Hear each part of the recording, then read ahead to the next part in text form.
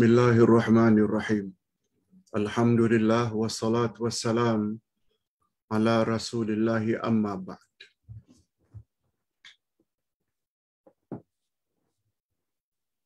Hadirin dan hadirat serta para pemirsa yang saya hormati.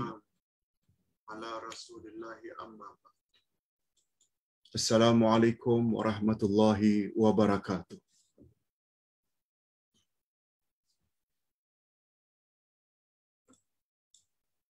Alhamdulillah. Alhamdulillah kita bersyukur kehadirat Allah Azza wa Jalla. Berkat taufiknya kita dapat meneruskan lagi pengajian kita pada pagi ini berdasarkan buku 30 Kunci Kebahagiaan. Topik yang menjadi pembahasan utama kita pada pagi ini adalah tentang zikrullah.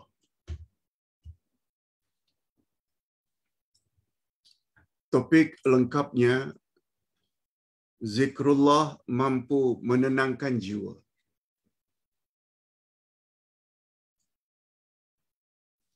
Zikrullah mampu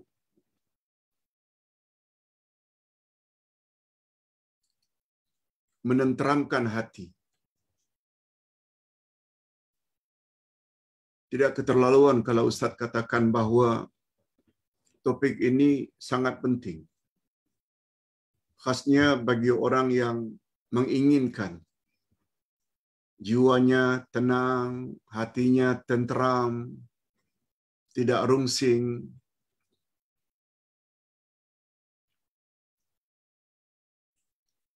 Perlu dengar dengan tekun topik pagi ini. Zikrullah mampu menenangkan hati atau menenangkan jiwa. Kita teruskan. Tidak ada satu pun amalan yang dapat melegakan hati manusia mengatasi zikrullah.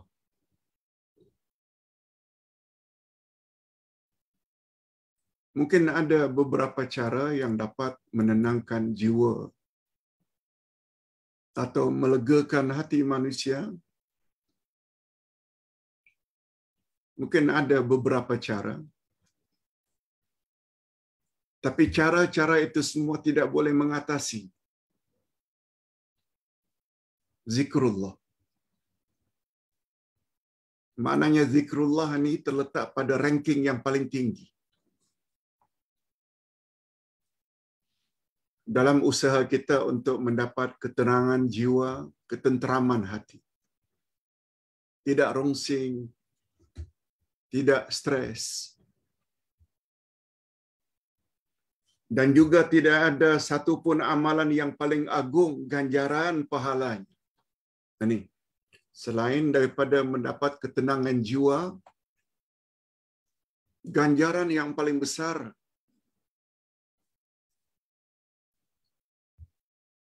kita akan perolehi dari sisi Allah, tak ada yang boleh mengatasi zikrullah. Sebab Allah Subhanahu wa taala berfirman, semua ucapan Allah dalam Quran adalah benar belaka.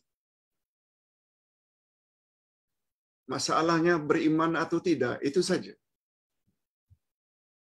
Kalau beriman, yakin, percaya, segala ucapan Allah adalah benar belaka,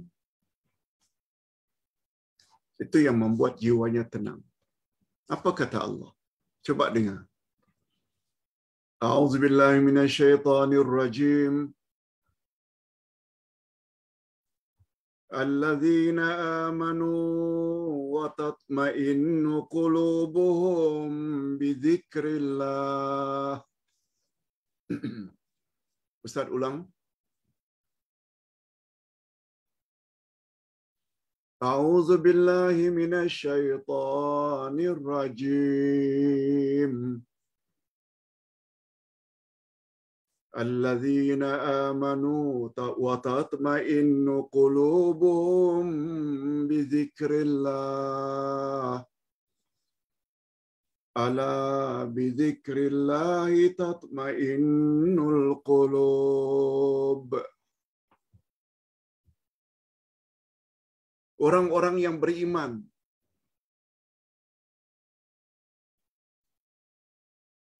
dan hati mereka menjadi tenteram dengan mengingati Allah. Ingatlah, ketahuilah, hanya dengan mengingati Allah, hati menjadi tenteram. Surat Ar-Ra'd, ayat 28. Begitu kata Allah.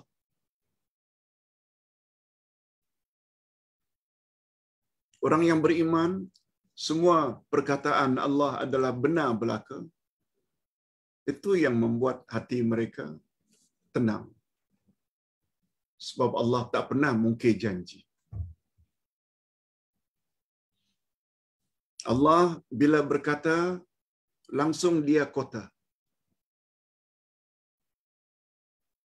Adapun jiwa yang tak tenang ini, problemnya orang tersebut karena imannya tak mantap.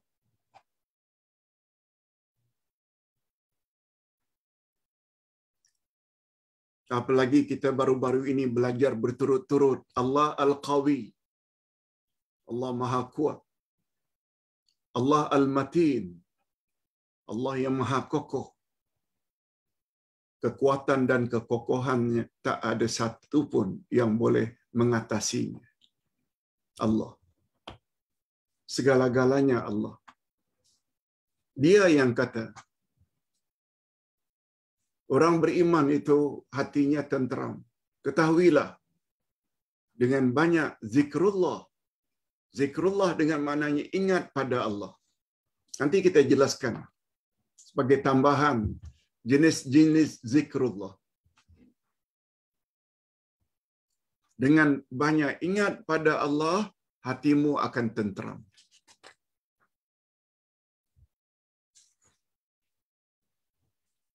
Zikrullah, yakni berzikir kepada Allah, adalah syurga. Zikrullah adalah syurga Allah di muka bumi.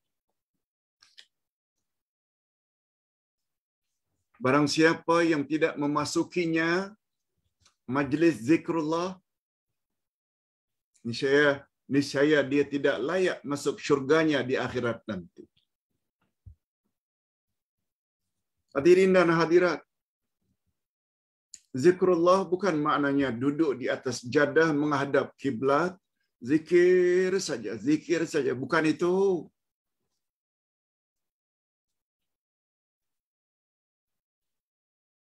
Sebagai tambahan dari Ustaz, zikrullah ada 3 jenis. Zikrul lisan, subhanallah, walhamdulillah, wala ilaha illallah, wallahu akbar. Membaca Al-Quran. La hawla wala quwata illa billah. Itu zikrul lisan.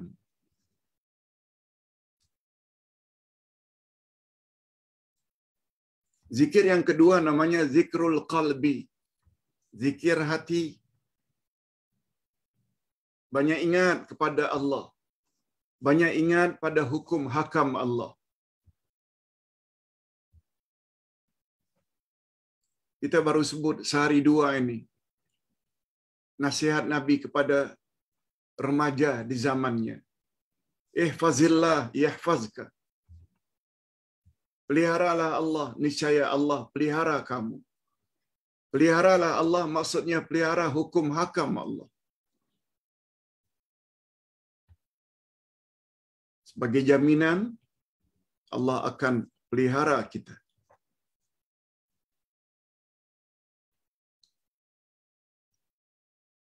Yang pertama, zikrul lisan. Ini adalah zikir yang paling rendah martabatnya. Bukan tidak ada pahala, ada. Tapi bila kita compare dengan yang 2 lagi, zikrul qalbi, zikir hati lebih tinggi. Sebagaimana kita sama-sama maklum, segala pergerakan tangan, segala pergerakan kaki, segala pergerakan lidah, mata, dan seluruh anggota sangat ditentukan oleh hati. Pendorongnya adalah hati. Bila hati baik, banyak ingat pada Allah, dia akan senantiasa melakukan ketaatan pada Allah. Sebaliknya, bila hati tidak banyak ingat pada Allah, tinggal salat, dedah aurat, berjudi, minum arak, rasuah, berzina. Apa sebab? Karena hati itu tak ingat pada hukum hakam Allah. Jadi zikir hati ini adalah lebih tinggi dari zikir lisan sahaja. Ada lagi zikir yang lagi istimewa. Zikrul amal. Allah suruh salat. Allah suruh puasa. Allah suruh keluarkan zakat. Allah suruh haji dan umrah jika ada kemampuan, pergi. Allah larang berjudi, minum arak, durhaka pada mak bapak, jauhi. Itu maksudnya. Dalam segala aktiviti harian, sebagai pedagang ke, sebagai driver taksi ke, sebagai nelayan ke, sebagai apa saja, dalam amalan mesti patuh dengan hukum hakam Allah. Itu namanya zikrul amal. Pembahagian yang 3 ni sekedar tidak menjelaskan makna masing-masing zikrullah. Zikrul lisan, zikrul qalbi, zikrul amal. Tapi sebenarnya yang dituntut, ketiga-tiganya hendaklah dilakukan serentak. Mulut selalu menyebut zikrullah, subhanallah, walhamdulillah, wala ilaha illallah, wallahu akbar. Hati senantiasa ingat kepada hukum hakam Allah, walaupun sedang bersendirian di outstation atau di overseas, dan anggota senantiasa mentaati Allah. Walau dalam kapal terbang, walau jauh di overseas, tetap salat, tetap tutup aurat. Walaupun kenalan di Malaysia tidak tahu. Sebab kita yakin Allah tahu apa yang kita buat. Yes. Kalau ketiga-tiga zikir ini berhimpun pada diri seseorang, itu maksudnya jiwanya akan tenang. Bukan batasi zikir dengan lisan saja, yang kadang-kadang tak faham apa yang dia sebut. Yakinlah, zikir seperti itu tidak akan banyak menolong untuk mendapat ketenangan jiwa. Kalau boleh, mulut menyebut Allahu Akbar, hati meyakini Allah Maha Besar, tidak ada yang lebih besar dari Allah. Allah Maha Pengampun, Allah Maha Penyayang. Dan pada masa yang sama anggota melaksanakan titah perintah Allah dalam hidup. Yes. Yang macam itu membuat kita akan tenang, tenteram. Dikatakan terakhir tadi, siapa yang tidak memasuki zikrullah di bumi, dia tidak layak masuk syurga di akhirat. Apa maksudnya, Pak Ustaz? Antara maksudnya, seperti sabda Nabi dalam hadis sahih,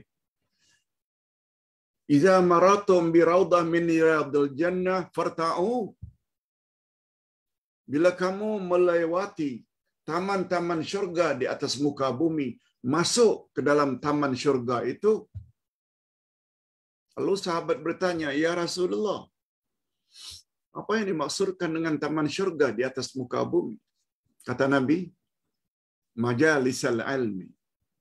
Majlis ilmu. Majlis seperti ini, walaupun secara online.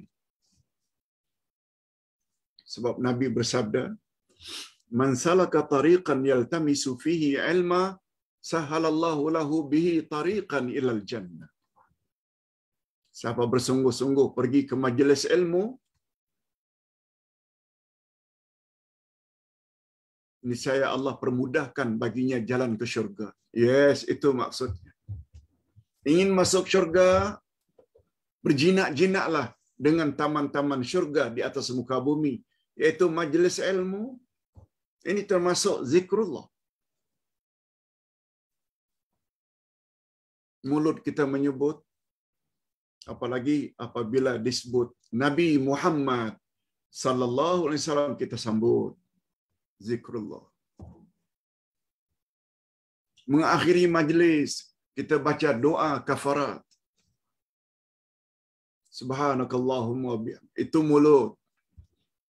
Dengan adanya penjelasan seperti ini, hati kita mula takut,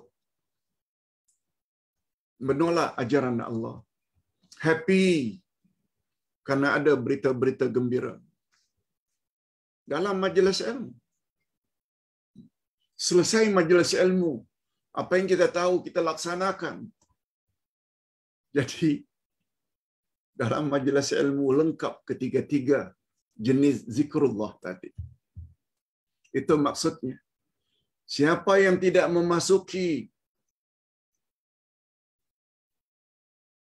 majlis zikir di muka bumi, jangan harap dia akan masuk syurga di akhirat nanti. Dengan makna itu. Zikrullah adalah cara yang paling berkesan untuk menenteramkan jiwa. Itu sebabnya Ustaz ada buat buku munajat Ahli Sunnah wal Jamaah. Ustaz ada buat zikir Rasulullah pagi dan petang. Ustaz ada buat koleksi doa dan zikir. Ini yang terakhir yang sedang dicetak. 50 himpunan doa-doa pilihan Nabi Muhammad sallallahu alaihi wasallam. Lengkap dengan terjemahannya sekali. Dan lengkap di bawahnya dengan footnote sekali, riwayat siapa dan derajat hadisnya lengkap. Dengan harapan kita bila berzikir jangan jadi burung kakak tua. Dengan harapan jika kita berzikir jangan seperti burung tiung. Cakap saja tapi tak faham. Macam mana hati boleh tenang? Rupanya zikrullah ada 3 jenis. Zikrul lisan, zikrul qalbi, dan zikrul amal. Para sahabat zaman awal jumlahnya sedikit. Tak seramai sekarang. Tapi mengapa 2 superpower zaman itu, Rom dan Parsi, cukup gerun dengan Islam di bawah pimpinan Nabi Muhammad dan para sahabat? Why? Rahasianya senang saja. Sebab mereka memiliki ketiga-tiga zikrullah tadi. Mulut banyak menyebut, hati mereka memahami apa yang disebut, dan mereka berani untuk mempertahankan Islam. Walaupun terpaksa berperang di medan perang. Sebab mereka yakin bila mati pun akan mati syahid. Itu sebabnya pada hari ini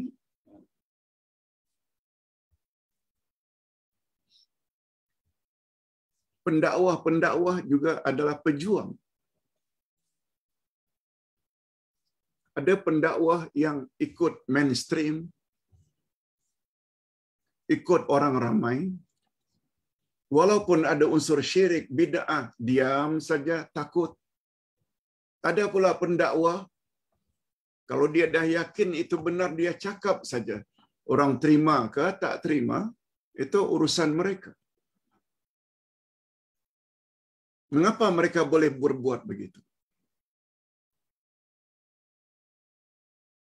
Karena mereka yakin untuk terhindar daripada kerugian, sebagaimana dalam surat Wal Asri, selain ada iman di dada, laksanakan dengan anggota, sebar-sebarkan, jangan peduli,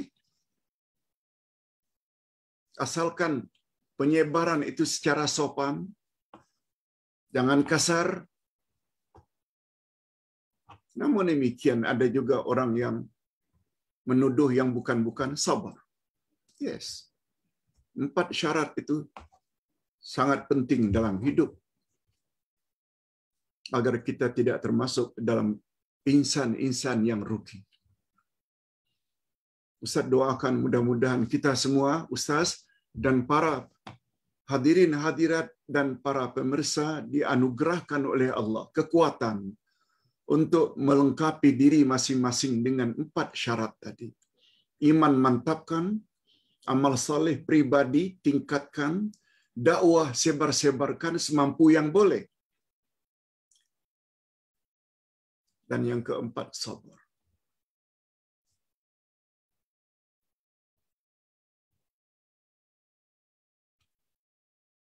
Zikrullah adalah cara yang paling berkesan untuk menenteramkan jiwa, menghilangkan keletihan dan kerungsingan ketika menghadapi cabaran hidup seharian. Zikrullah yang membuat jiwa kita tenang. Walau dilanda banjir, walau positif COVID-19, la samahallah, mudah-mudahan kita semua dilindungi oleh Allah. Setelah berusaha, ternyata kena juga banjir, kena juga COVID-19 dan musibah-musibah yang lain, hati reda. Sudah Allah tetapkan macam itu, reda. Malahan zikrullah adalah cara yang paling mudah dan ringan, ringkas untuk mencapai kejayaan dan keberuntungan. Yes. Allah dah sebut. Sehingga kata Imam Asy-Syafi'i, andai kata Allah tidak turunkan 3 ayat ini dalam surat Wal Asri, Allah tak turunkan ayat-ayat lain. Tapi dengan turunnya surat Wal Asri, sudah memadailah bagi kita untuk mengetahui macam mana untuk mencapai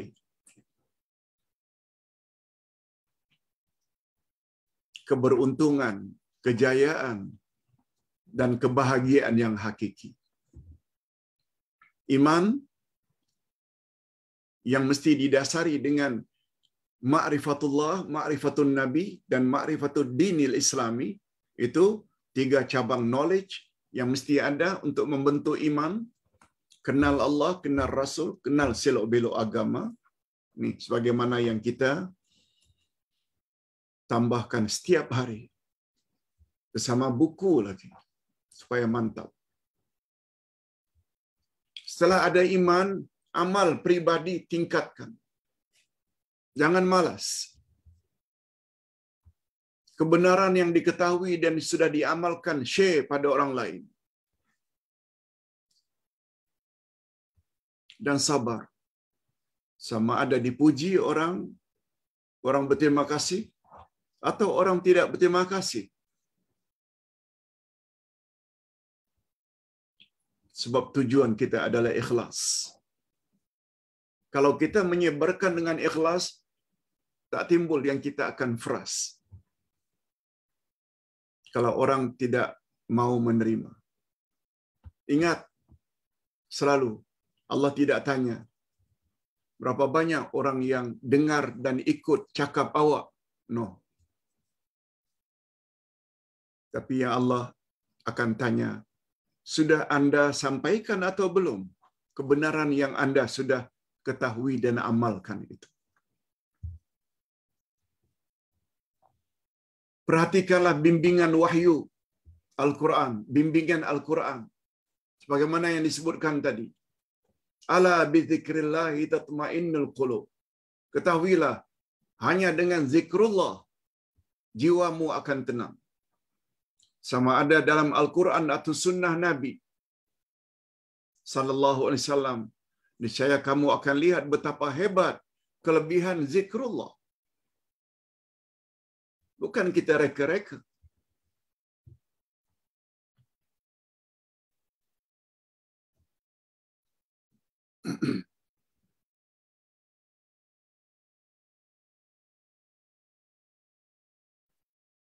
Semalam Ustaz ditanya oleh seseorang, Tan Sri, Pak Ustaz, saya dengar dari beberapa sumber berbeza-beza. Ada yang mengatakan begini, ada yang mengatakan begini. Yaitu ucapan Nabi kepada istrinya Juwairiyah. Nabi balik dari salat subuh, Juwairiyah salat di rumah. Juwairiyah berzikir sampai waktu duha. Apa kata Nabi? Ya Juwairiyah, bila selesai salat subuh,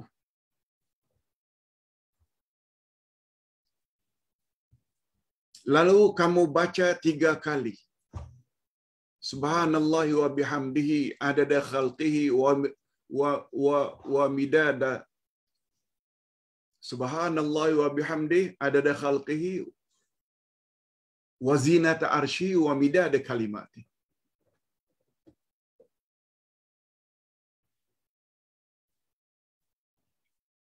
Ustaz ada tulis pada muka surat 48.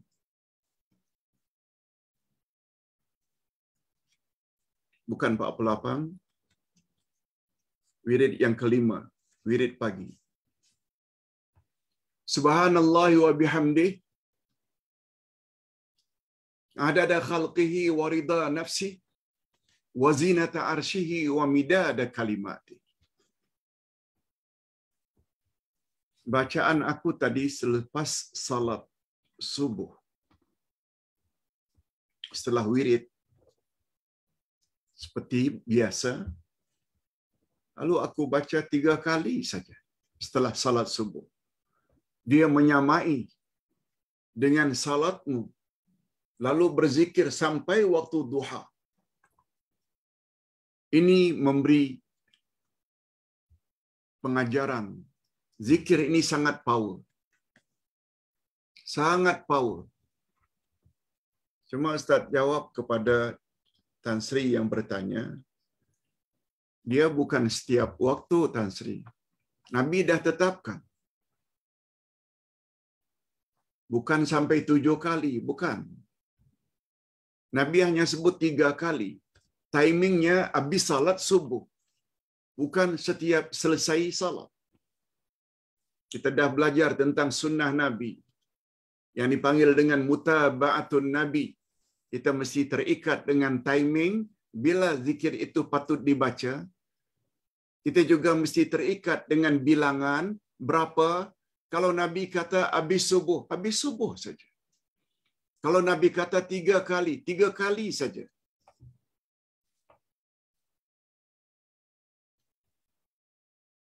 Dia termasuk zikir pagi namanya. Begitu power zikrullah. Hadirin dan hadirat rahimakumullah. Cobalah sendiri dengan melakukan zikrullah beberapa hari.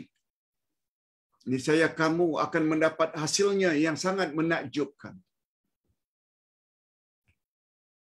Jiwa akan tenang.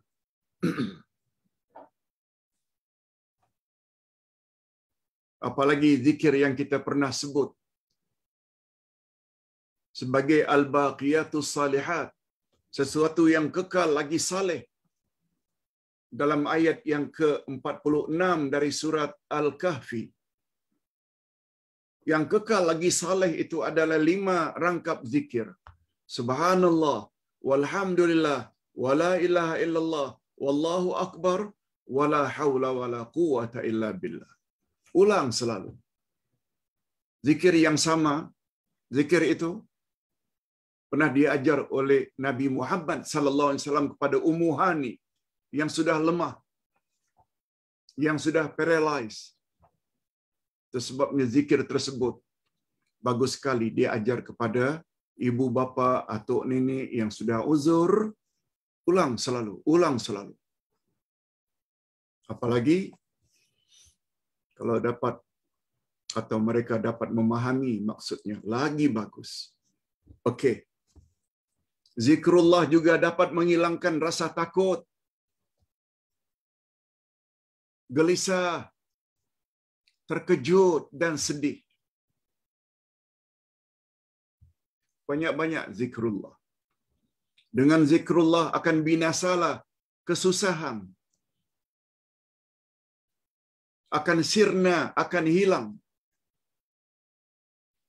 Dengan zikrullah akan hilanglah rasa gundah dan putus asa walaupun sebesar gunung. Sebab Allah Subhanahu wa taala Maha besar.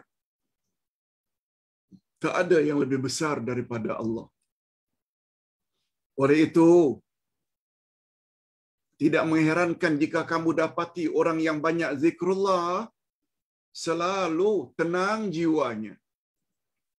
Kita tengok orang itu steady saja. Bila dapat nikmat, dia syukur Allah, alhamdulillah. Bila dapat ujian dari Allah, dia sabar. Sungguh mengherankan justru jika kita dapati manusia yang hidup tetapi lalai terhadap zikrullah. Sungguh mengherankan. Kalau kita tengok ada orang yang lalai, Allah Subhanahu wa taala berfirman menyebut tentang orang-orang yang lalai, apalagi mereka yang menyembah berhala. Berhala-berhala itu tak dapat tolong pun. Apa kata Allah? Amwatun ghairu ahya wa ma yash'uruna ayyana yub'atsun.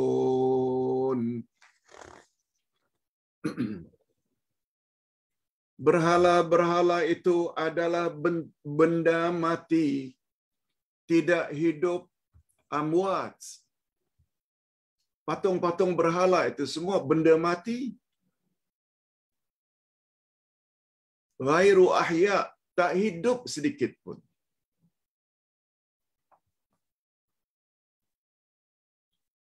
Dan berhala-berhala itu tidak mengetahui bilakah penyembah-penyembahnya akan dibangkitkan. Orang yang menyembah berhala ini, berhala itu sendiri tak tahu bilakah mereka itu akan dibangkitkan.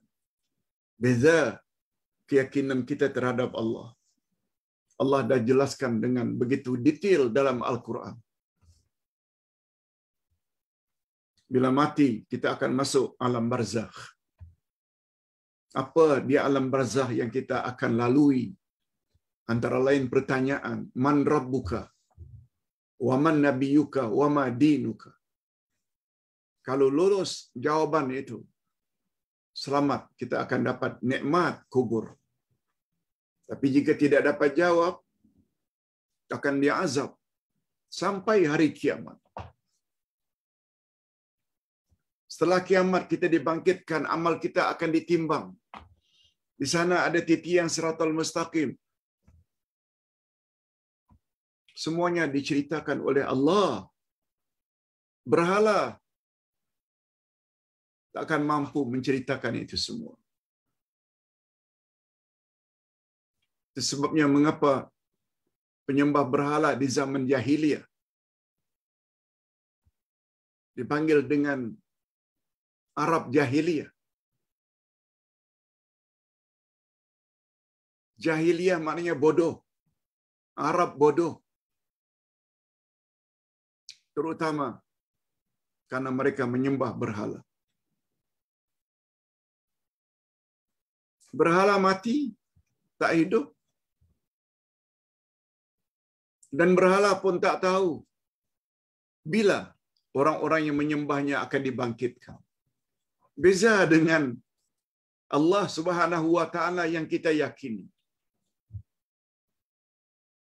Buatlah persiapan dari sekarang. Semua kita akan menemui Allah.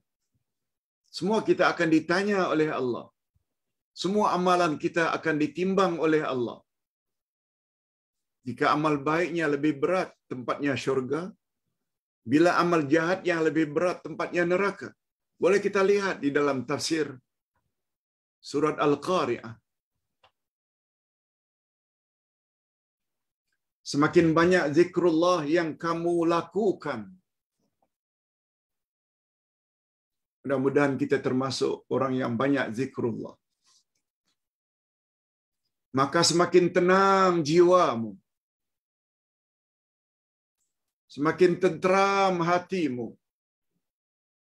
semakin bahagia dirimu, semakin lega perasaan. Bila itu semua kita bakal perolehi bila semakin banyak zikrullah yang kita lakukan. Ingat zikrullah yang 3 tadi. Mulut banyak menyebut. Sehingga kata Nabi, apa kata Nabi? Sabda Nabi, jangan hendaknya bibirmu kering dari zikrullah. Apa maksudnya? Hendaklah senantiasa basah karena menyebut subhanallah walhamdulillah wala ilaha illallah wallahu akbar wala haula wala quwwata illa billahil aliyyil azim. Subhanallah wa bihamdihi subhanallahil azim. Subhanallah wa bihamdihi subhanallahil azim.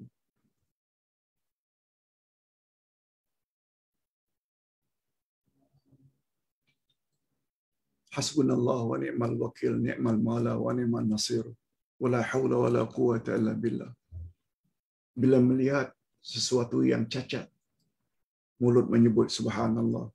Ketika mendaki lift ke atau tangga atau bukit, Allahu akbar, Allahu akbar.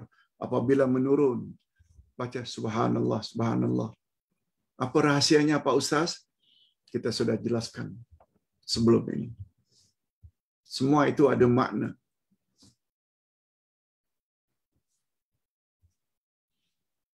Hati senantiasa ingat kepada Allah. Anggota melaksanakan titah perintah Allah. Suruhannya dibuat jauhan, larangannya dijauhi. Yes.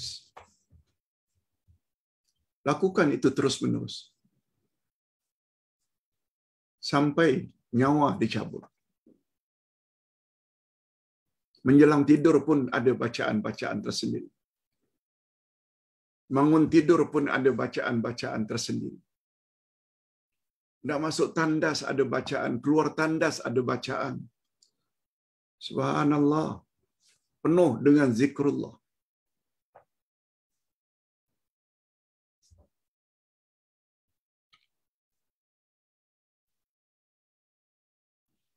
Dia maha dekat jika diseru. Allah maha dekat jika diseru. Dia maha mendengar jika dipanggil. Ini gunanya kita belajar Al-Asma'ul Husna. Dia maha menerima permintaan jika dipinta. Oleh itu merendah dirilah kamu kepadanya dan khusyuklah kepadanya. Sebutlah berulang-ulang kali nama-namanya yang maha agung dengan lisanmu sambil memujinya dan memohon ampunan daripadanya. Kamu akan perolehi apa yang kamu pohon seperti kebahagiaan, keamanan, kesenangan dan cahaya yang akan menerangi hidupmu dengan berkat taufik dan kekuasaan Allah.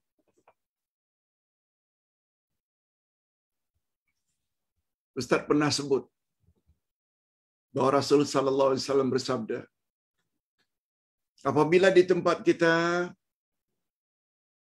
masa itu sepertiga akhir malam, jam 4 ke 4:30, jam 5, Kata Nabi, ketika itu Allah turun ke langit dunia sambil berkata, sambil berfirman, "Hei hamba-hambaku yang punya hajat, mohonlah hajatmu kepadaku, niscaya aku akan penuhi hajat-hajatmu. Hei hamba-hambaku yang banyak buat dosa, mohon ampunlah kepadaku, niscaya aku akan ampun dosa-dosamu." Allah sendiri yang panggil. Allah sendiri yang offer. Akan memenuhi hajat. Akan mengampuni dosa banyak macam mana pun. Kita pula tidur. Padahal peluang ada. Hadis sahih. Jangan tanya macam mana Allah turun. Pokoknya ketika itu adalah sepertiga akhir malam. Semua kita tahu.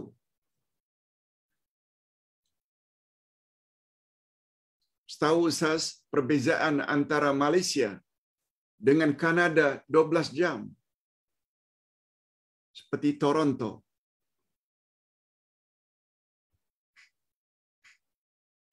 Jam 4 pagi kita di sini, itu bermakna 4 petang di Toronto. 12 jam bezanya. Nah, 4 petang Allah tak turun. Allah turun di Malaysia. Bila sepertiga akhir malam di Toronto, di situ pula Allah turun. Dan itu tidak susah bagi Allah. Sebab cara turunnya Allah tak sama dengan cara turunnya kita. Yakini saja. Kalau Nabi katakan Allah memang turun pada sepertiga akhir malam, pegang kata-kata itu. Pegang apa yang Allah offer. Sehingga kita jadi orang yang rajin. Ingat, tahajud, witir itu termasuk zikrullah. Bukan hanya mulut membaca ini dan itu. Hati ingat kepada Allah. Anggota melaksanakan qiyamul lail, tahajud sekian rakaat. Sebelum itu diawali dengan salat sunat wudu, kemudian tahajud, kemudian diikuti dengan witir, kemudian berdoa, kemudian baca Quran. Semua itu zikrullah. Allahu Akbar. Itu sebabnya Ustaz selalu ulang-ulang agar sempurna ketaatan kita kepada Allah. Ilmu sangat mustahab. Khasnya ilmu dari Quran, ilmu dari hadis Nabi yang sahih, membuat kita yakin dalam beramal. Membuat kita akhirnya bukan merasa bosan, bukan merasa letih, tapi merasa kuat, happy. Karena kita tahu perbuatan-perbuatan itu sangat disukai oleh Allah. Itu yang membuat akhirnya jiwa kita tenang, tenteram. Mengapa kita boleh rasa tenang dan confident? Bila mendapat janji ayah atau ibu. Ayah, ibu akan bantu nak, jangan bimbang. Bos janji.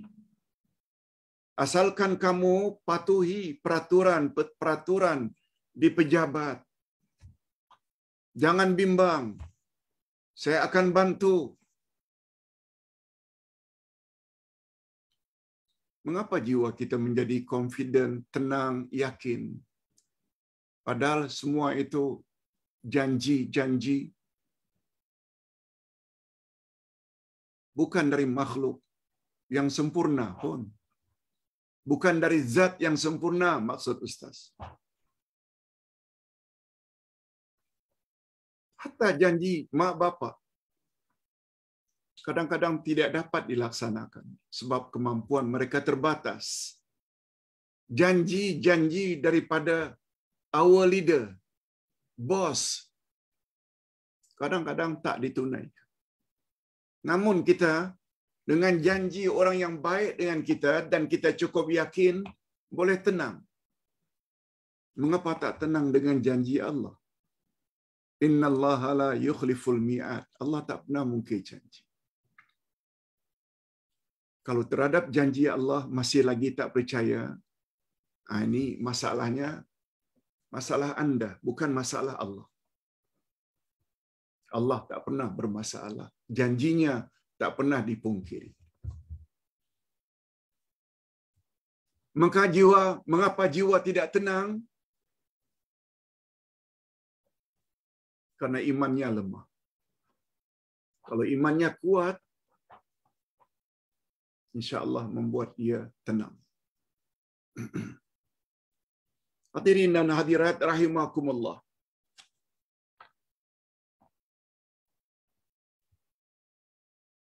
Kamu akan perolehi apa yang kamu pohon, seperti kebahagiaan, keamanan, kesenangan, dan cahaya yang akan menerangi hidupmu dengan berkat taufik dan kekuasaannya. Allah Subhanahu wa taala berjanji lagi. Ali Imran 148. Fa'atahumullahu sawabad dunya wa husna thawabil akhirah. Wallahu yuhibbul muhsinin.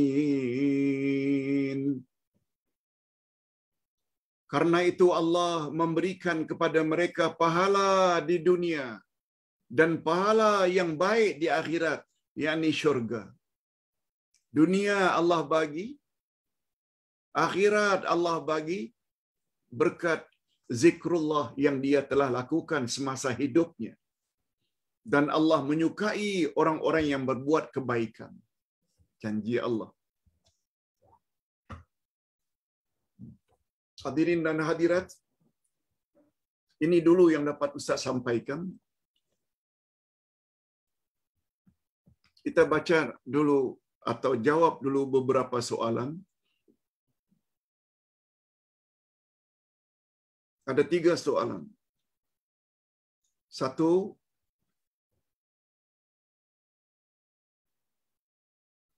pertanyaan melalui WhatsApp.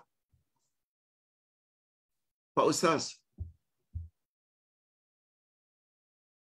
apakah maksud ingin kenal Allah mesti terlebih dahulu kenal diri sendiri?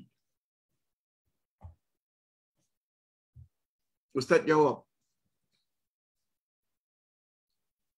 Perkataan yang selalu berlegar dalam masyarakat, dalam bahasa Arabnya,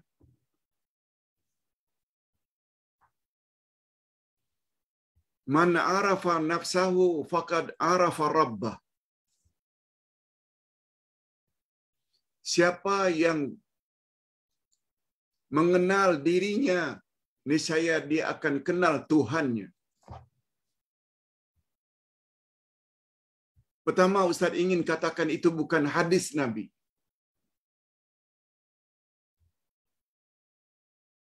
Itu hanya kata-kata hukama, orang-orang bijak pandai dalam Islam.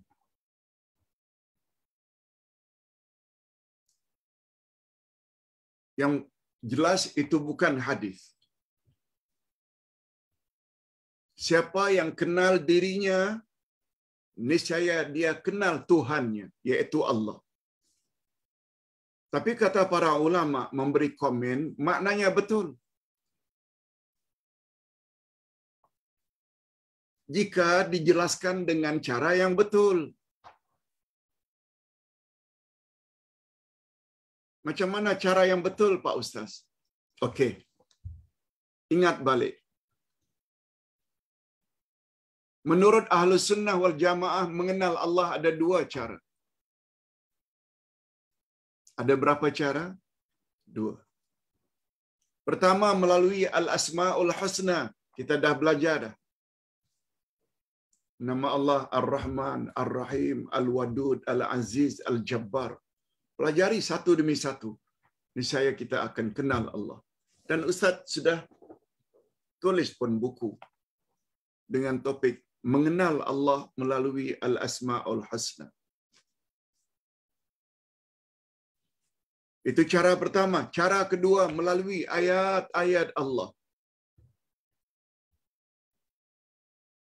Ayat-ayat Allah pula terbagi dua. Ayat Qur'aniyah, sebagaimana kita selalu sebut, Qul huwallahu ahad, Allahu samad.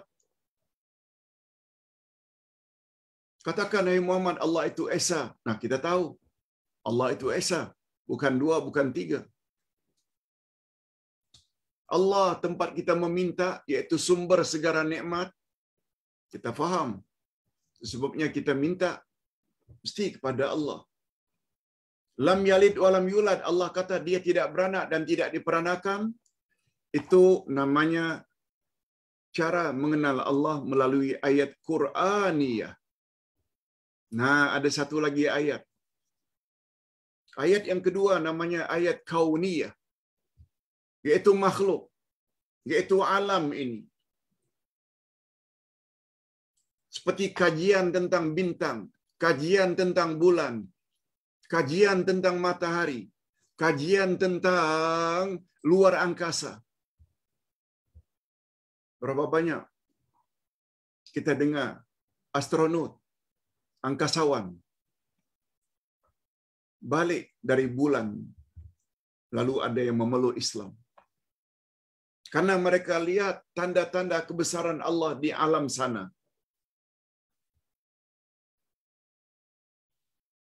Begitu juga kajian-kajian tentang binatang, kajian-kajian tentang tumbuh-tumbuhan. Dengan kajian-kajian tersebut, akhirnya seseorang mengenal Allah. Sebab itu semua makhluk Allah yang mereka kaji dan kaji. Sungguh hebat Allah sebagai pencipta.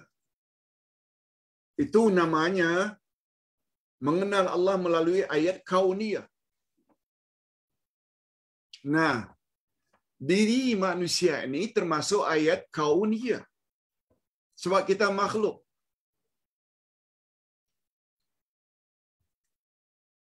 Tapi kita mesti kaji dengan cara yang betul. Manusia ini kalau mengenal dirinya dengan cara yang betul, niscaya dia akan kenal Allah. Itu sebab bunyinya man arafa nafsahu faqad arafa rabbah. Siapa yang mengenal dirinya dengan sebenar-benar pengenalan, niscaya dia akan kenal Allah sebagai penciptanya. Menurut Uday, cara yang paling tepat mengenal Allah, sebagaimana dikatakan, al-ajwibatu sahihatul haqqah an salasati as'ilah. Min aina ji'ta? Wa limadha ji'ta? Wa ila aina al-masir? Islam itu sebenarnya adalah jawaban yang tepat terhadap 3 pertanyaan. Apa itu 3 pertanyaan, Ustaz? Pertama, dari mana asal usulmu? Untuk apa kamu dicipta oleh Tuhan? Dan yang ketiga,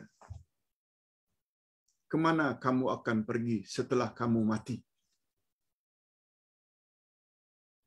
Tapi ingat ya, bukan asal jawab. Jawab mesti jawaban yang tepat dan benar. Dari mana asal usulmu? Kalaulah jawabannya dari monyet, itu bukan jawaban. Itu jawaban Darwin dalam teori. Quran jawab lain. Untuk apa kamu dicipta oleh Tuhan? Kalaulah jawabannya untuk enjoy, hatta aku dicipta untuk makan, kan tak banyak beza dengan kambing. Jawabannya dalam Quran lain. Lebih-lebih lagi terhadap pertanyaan, kemana kamu akan pergi setelah mati? Kalaulah jawabannya habis perkara, macam jawaban Abu Jahal, Abu Lahab. Bukan itu. Quran ada jawabannya. Ustaz dah agak, para hadirin dan hadirat dah terbayang jawabannya. Ayat 5 surat Al-Hajj menyebut, sekiranya kamu ragu-ragu lagi akan adanya kebangkitan, ketahuilah olehmu bahwa kamu dicipta dari tanah. Kemudian salah keturunannya dibuat daripada mani, kemudian berubah menjadi darah, kemudian berubah menjadi seketul daging. Allah letakkan kejadianmu di dalam rahim ibumu. Ada yang menjadi, ada yang tidak. Kemudian keluar dalam bentuk baby. Itu dia ayat 5 surat Al-Hajj. Lengkap Allah sebut dari mana asal usul kita. Manusia pertama iaitu Adam dibuat daripada tanah. Kemudian Allah adakan isteri untuknya, Hawa, akhirnya dapat anak. Dalam perut ada 3 peringkat kejadian, nutfah, mani, sperma, kemudian 40 hari kata Nabi dalam bentuk darah, 40 hari berikutnya dalam bentuk seketul daging, genap 120 hari Allah masukkan roh. Tentang untuk apa kamu dicipta, Allah dah sebut ayat 56 Az-Zariyat, wa ma khalaqtul jinna wal insa illa liya'budun. Aku tidak cipta manusia dan jin kecuali agar mereka beribadat kepada aku, bukan untuk enjoy, bukan untuk makan minum, no. Walaupun kita perlu makan dan minum, tapi bukan itu matlamat kita dicipta. Nah, kemana kamu akan pergi setelah mati? Itu ucapan kita. Inna lillah wa inna ilaihi raji'un. Kita semua milik Allah. Dan kepada Allah semua kita akan balik. Untuk mempertanggungjawabkan segala yang kita telah buat di atas muka bumi. Yes. Jadi tidak salah. Walaupun itu bukan hadis Nabi, tapi maknanya betul. Siapa yang kenal dirinya dengan pengenalan yang betul, dari mana asal usulmu? Untuk apa kamu dicipta? Kemana kamu akan pergi setelah kamu mati? Bila betul jawabannya, itu namanya mengenal diri. Bila dah kenal diri dengan cara begitu, automatically kita akan kenal siapa Allah. Ini namanya mengenal diri melalui ayat kauniyah. Pertanyaan berikutnya. Pak Ustaz, ada pertanyaan dari Facebook. Saya hendak tanya beberapa soalan Pak Ustaz. Tolong beri pencerahan. Ayah saya berumur 92 tahun. 92. Masya Allah. Kini bedridden. Maknanya terbaring saja di katil. Kaki tangan tak boleh angkat. Tak boleh angkat. Kaki dan tangan. Jari-jari tangan semua dalam kedudukan separuh menggenggam. Maknanya tidak boleh digerak atau diluruskan. Tidak boleh dibuka. Setengah genggam. Tak boleh dibuka. Ayah saya selama ini hanya ditemani oleh mak. Itu pun umurnya 86 tahun. Suami 92, isteri 86. Masih hidup.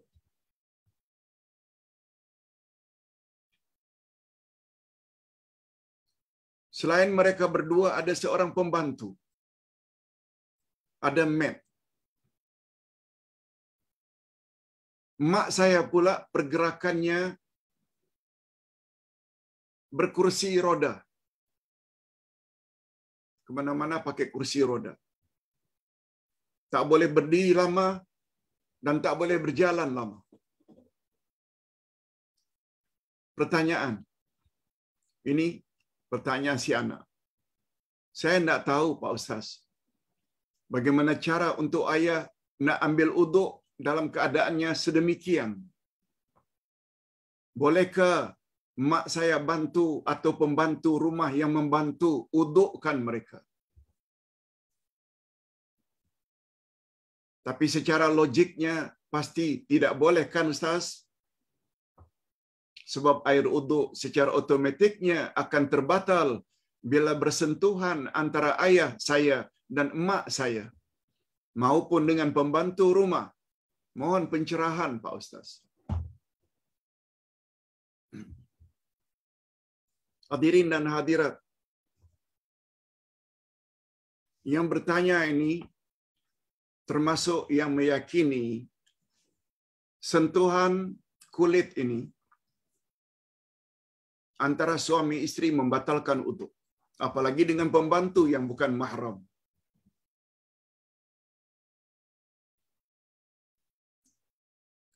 Meyakini sentuhan tangan ini dengan orang yang boleh kawin batal uduk.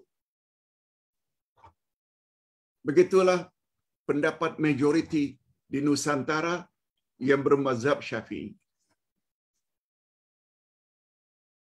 Tapi bila kita lihat pandangan mazhab-mazhab yang lain, tidak begitu. Allah SWT berfirman, "Aula mastumun nisa." Allah menggunakan istilah la mastumun nisa. Kalau kita lihat tafsir, la masa itu maknanya saling sentuh menyentuh. Dia ada kiasan untuk jima, bukan sentuhan biasa begini. Pandangan mazhab lain.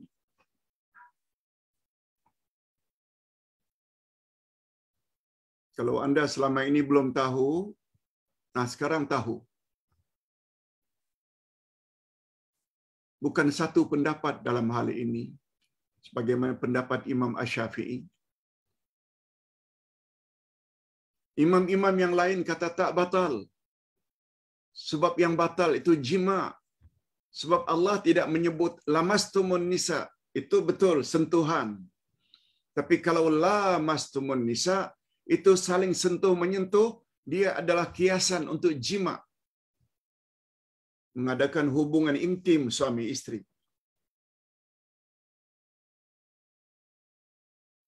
Itu satu. Yang kedua, ada riwayat Rasulullah setelah beruduk, beliau cium Aisyah. Langsung beliau salat. Mengapa salat? Menunjukkan sentuhan kulit dengan kulit itu tidak membatalkan uduk. Riwayat yang lain lagi, Rasulullah rumahnya sempit bersama Aisyah. Diriwayatkan baginda Rasul sallallahu alaihi wasallam apabila salat malam, baginda selalu bangkit Aisyah ini ketika witir. Mungkin Aisyah tak larat, tak mampu. Sebab satu-satu rakaat kadang-kadang sampai 500-600 ayat Quran. Al-Baqarah, Ali Imran, An-Nisa untuk satu rakaat. Kadang-kadang Aisyah bersama, kadang-kadang Aisyah tidak bersama. Diriwayatkan bahawa terkadang-kadang baginda Rasul sallallahu alaihi wasallam tersentuh tangan atau kaki Aisyah yang sedang baring.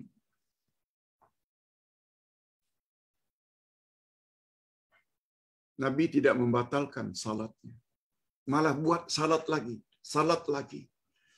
Semua itu memberi isyarat. Ada pandangan yang mengatakan tak batal. Nah, apalagi dalam kondisi seperti itu. Mak 86, ayah pula 92. Di katil saya tidak boleh turun. Tangan pula dalam keadaan begini. Tak boleh bergerak. Bagi pandangan Ustaz, mak atau pembantu boleh bantu.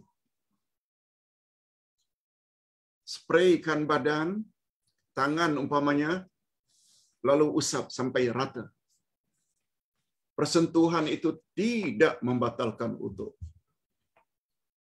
Apalagi dilihat dari sudut lain, ini emergency. Emergency, darurat. Kaedah menyebut, ad-darurat tubihul mahzurat. Bila dah sampai ke peringkat emergency, darurat, apa yang pada asalnya tak boleh, menjadi boleh.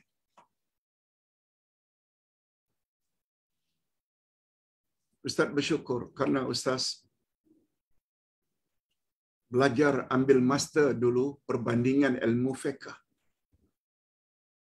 Jadi satu-satu perkara ini tidak belajar satu mazhab saja. Mazhab ini dalilnya. Mazhab ini dalilnya. Mazhab ini dalilnya. Kita boleh ambil mana yang lebih kuat. Ustaz tak larang dah ikut Syafi'i dalam bab ini, silakan.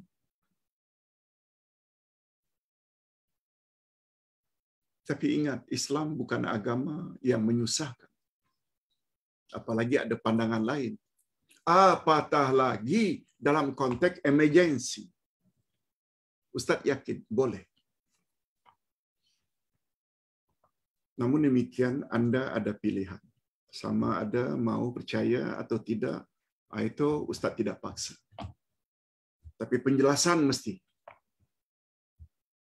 Yang membuat kita ini akhirnya jadi kaku. Karena tahu satu saja mazhab. Tidak tahu pandangan yang lain.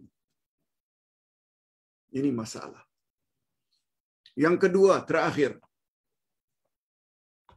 Kalau kita dah buat salat qada setiap kali selepas salat fardu.